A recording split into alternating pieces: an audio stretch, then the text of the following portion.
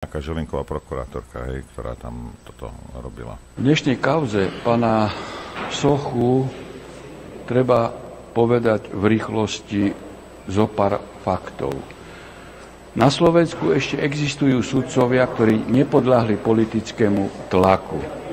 Počas tohto procesu som si vypočul argumentáciu prokurátora, ktorý je zrelý skutočne na odňatie nie že vysokoškolského diplomu, ale odňatie občianskeho preukazu.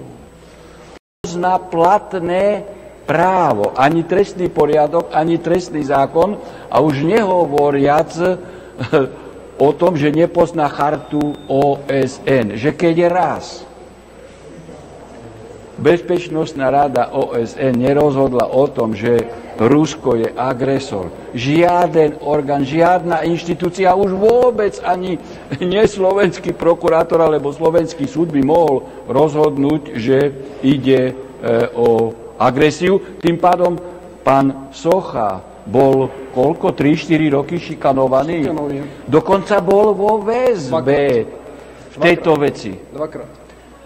Kto toto bude hradiť? Bude to pani Kovačová, či jak sa volá tá prokurátorka? Neviem, ako sa volá. Či Kučerová, pani Kučerová, či to bude hradiť zo svojho? Predstavte si jednu vec. Táto osoba tu navrhovala vykonať dôkazy politickými vyjadreniami Hegera, Čaputovej, Matoviča. Čiže ona sa sama usvedčila, Náďa, ona sa usvedčila z toho, že ona podala obžalobu na podklade politických pokynov. Čiže ona nie na podklade právneho stavu, na podklade dôkazov, ale ju riadi Náď, Čaputová, Heger, lebo oni si želali trestné stíhanie. Je toto, v akom stave sa nachádza prokurátora? Akom stave? Nezákonnom. Akom? Keď pani Kučerová priamo pácha v pojednávacej miestnosti trestnú činnosť.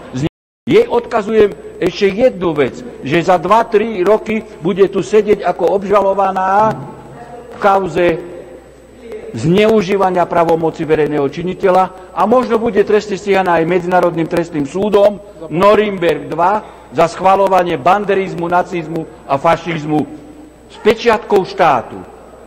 Na to pozerám z ktorejkoľvek strany. Hej. Treba to vymeniť. Ja neviem za čo. Hej. Ale proste, ako čo? Tí, čo tam boli predtým, páchali trestnú činnosť. Hej. Ich kamaráti, hej, a súdruhovia ultralavicovi ju páchajú dodnes. A tých, ktorí ste si zvolili pred 2 rokmi, sa prizerajú. A poviete, ja s tým nič neviem urobiť.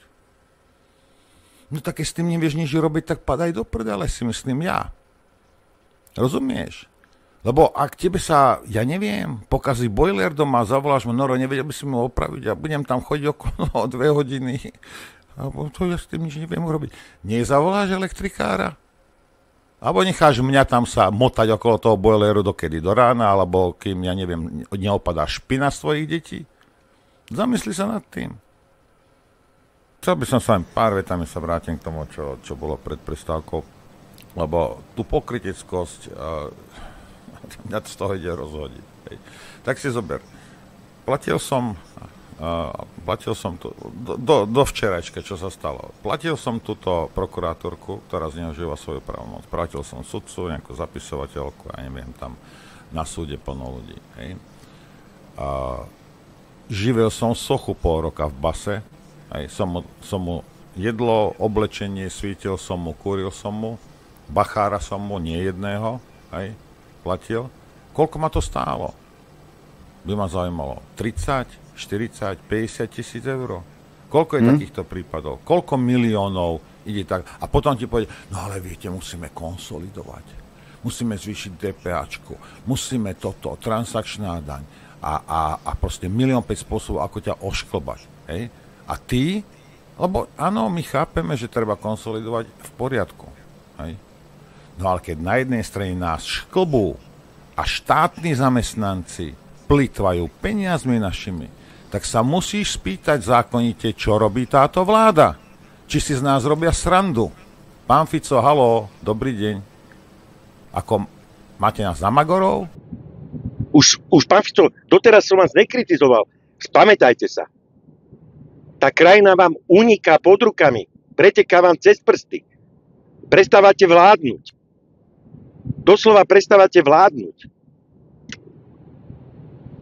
Ide vám cez prsty. Ekonomická bezpečnosť tejto krajiny. Suverenita. A ešte aj také veci ako certifikované výsledky. Ešte aj to je tu spochybnené. A ten mainstream sa pustí do toho a vy ste ticho. Však vy ste to zadali.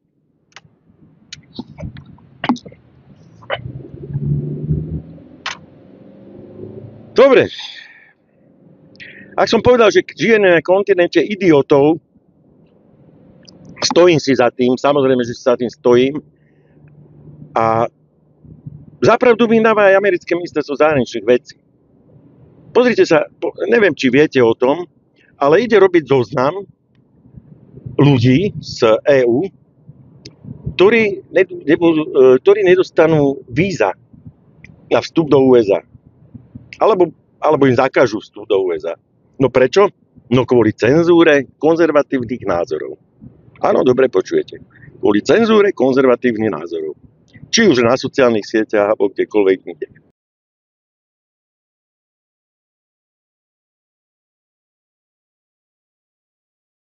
Takže žijeme na kontinente, kde stále najsilnejšia svetová mocnosť, vojenský teda, nás označí za kontinent nie demokratický, ktorý cenzuruje nepohodlné názory.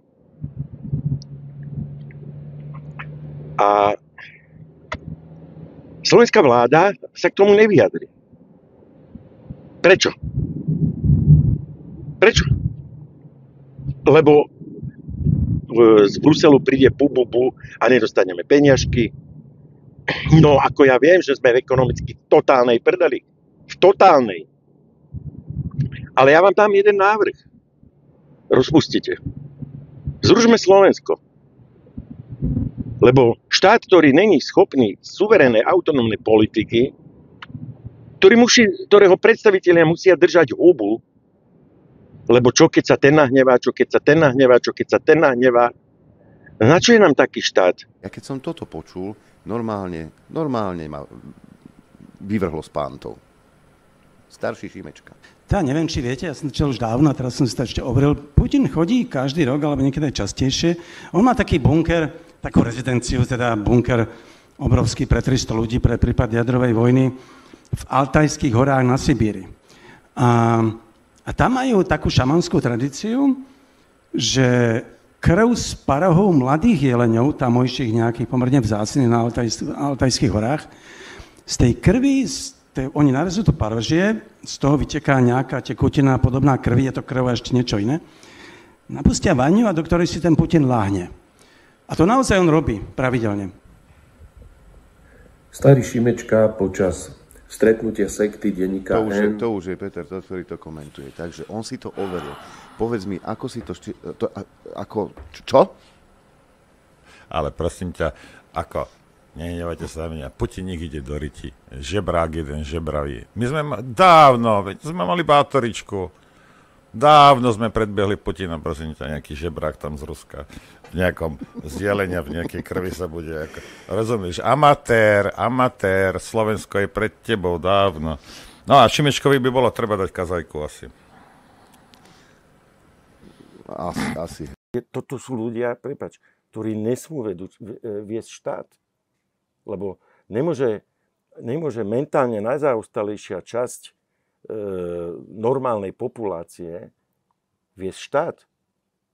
A ja som povedal, oni možno za to nemôžu, no ale bohužiaľ oni sú takí.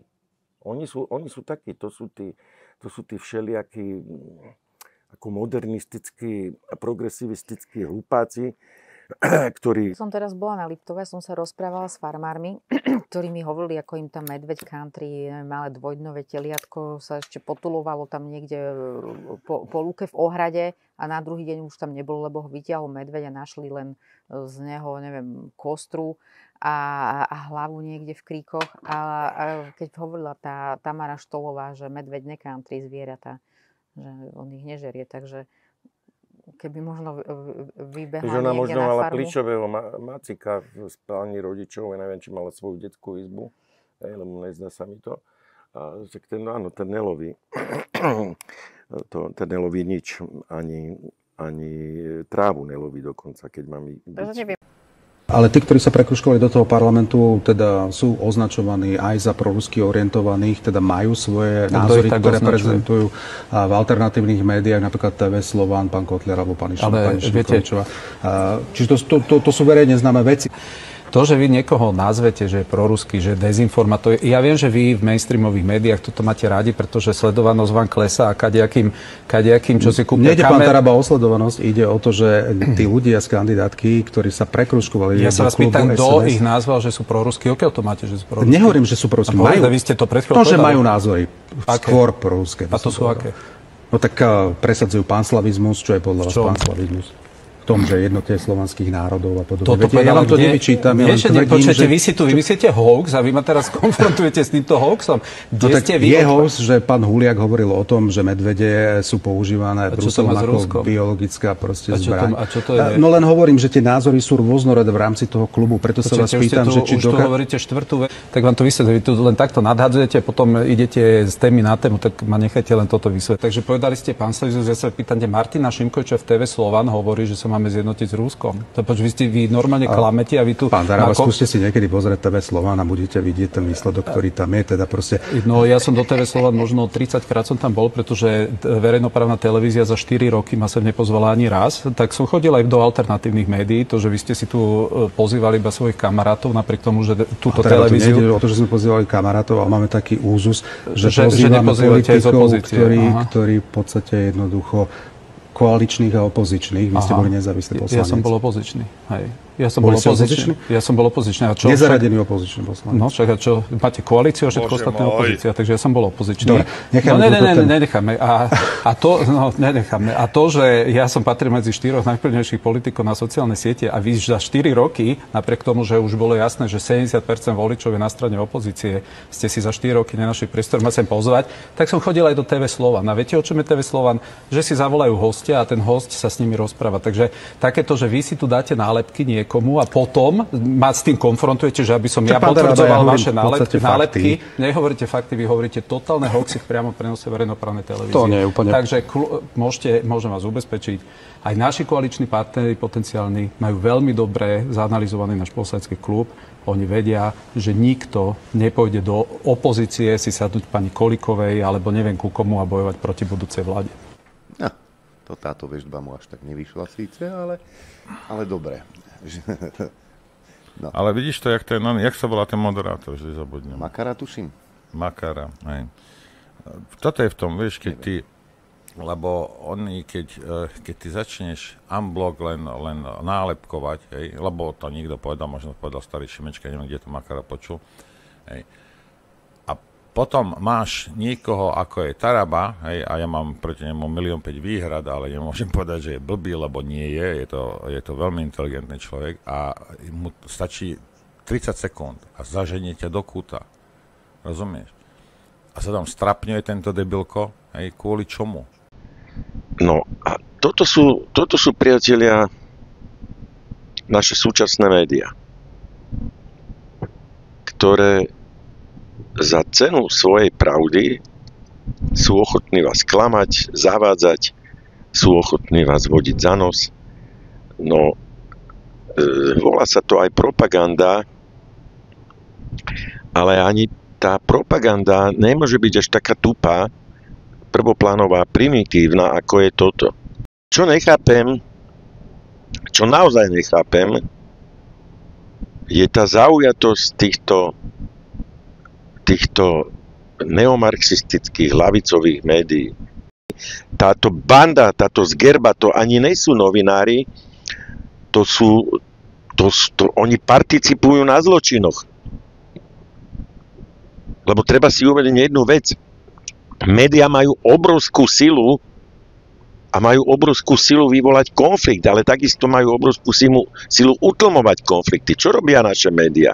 Neustále štvú a snažia sa vyvolať konflikt, klamú. Neustále klamú.